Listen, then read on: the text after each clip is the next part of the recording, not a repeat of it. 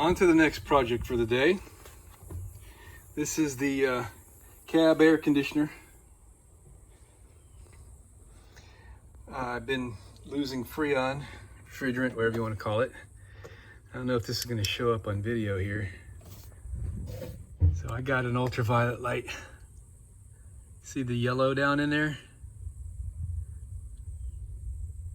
It's got a leak.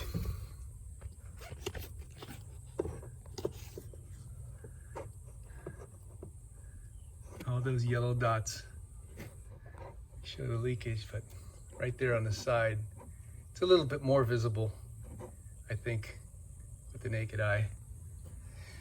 So, I've already pulled the cover off, and it looks like this is going to be pretty easy, because this is just sitting in there.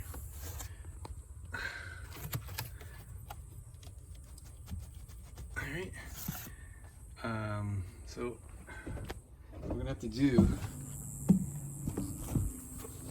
is on this side, I'm going to have to take off this refrigerant recovery tank.